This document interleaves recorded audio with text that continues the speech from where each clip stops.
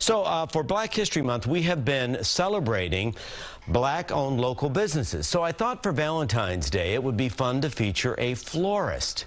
So I took a trip to Mahopac for a pretty and poignant portrait of Florist Sherry Grimes-Jenkins. Flowers is that one thing that you cannot alter the color. Nature has delivered you that color, and you can alter anything else around it, but you can't alter the color of that flower. You have to work with it. And that's what I love. As an artist, a floral designer, I look at color. I study a lot about the color theory. I study a lot about my line arrangement, my textures. I stay up in trend with what's going on with Pantone, the Pantone colors for the year. I stay up with what's going on in the fashion industry, and that's a lot of study. My custom flowers, Sherry speaking.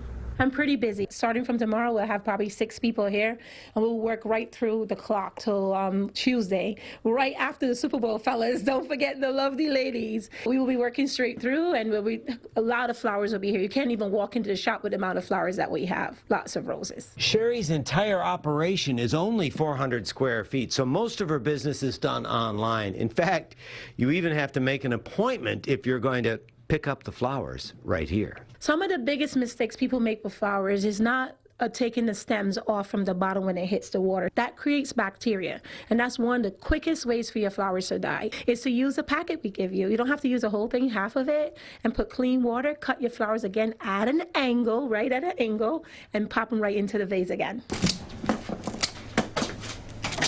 The flower business is, of course, a beautiful business, and Sherry's been at it for 23 years.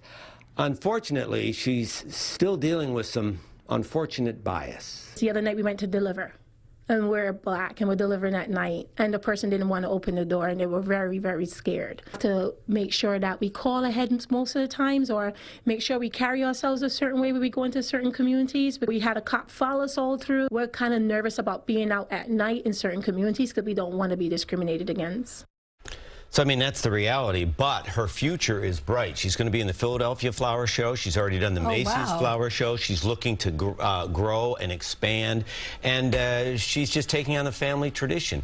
She learned how to make the magic in Barbados, and then she studied in New York when she got here. So she continues to study. She's really dedicated to the study of color and flowers. And she also has a floral dog. They have a dog, and she was showing me some pictures that I was a little afraid to share because she's done some arrangements for Richard Gere. But that's all I'm saying. Really? Yeah.